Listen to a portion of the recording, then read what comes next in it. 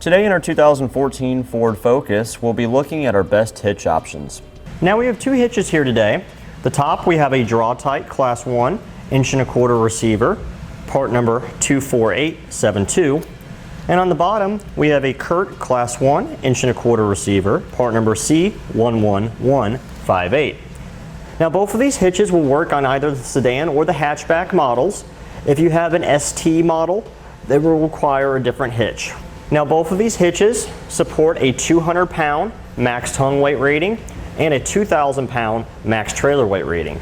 Obviously you want to consult with the owner's manual of your Ford Focus and figure out what the vehicle is actually rated to tow and not exceed that, otherwise you risk causing damage to your vehicle. Now our Drawtite hitch here utilizes two factory weld nuts to install here on the vertical side of it, so there's no drilling required there at all. This horizontal side, there is a hole that's already in the frame that you fish wire a carriage bolt and a spacer plate into to secure through. No drilling required for the Drawtite hitch at all. No modification required of the vehicle. Just need to trim the heat shields for the exhaust a little bit or bend them out of the way and it installs right up there real easily. The Curt hitch has those same two factory weld nut holes, but the first hole here towards the rear of the receiver is a hole that needs to be drilled out, and then you use a carriage bolt and a spacer. So the Curt is the only hitch we have here today that you require to drill one hole on either side. Past that, there's no other modification needed besides either trimming the heat shield or bending it slightly out of the way. Both of our hitches here have a round tubular safety chain loop construction here, so they'll be real easy to hook our safety chains or any straps to that we need for our bike rack or cargo carrier, anything like that. Both of our hitches have the standard 1/2" diameter hitch pin hole here to secure either a hitch pin or a locking device to make sure our ball mount or our bike rack or cargo carrier won't go anywhere. Now both of our hitches here have a rectangular construction in the frame.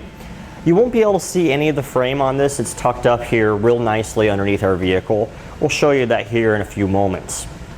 Now this Curt hitch does require the use of a stabilization strap if you're using it for a non-trailer application, such as a bike rack or a cargo carrier. We have those available separately on our website if you would like to purchase one.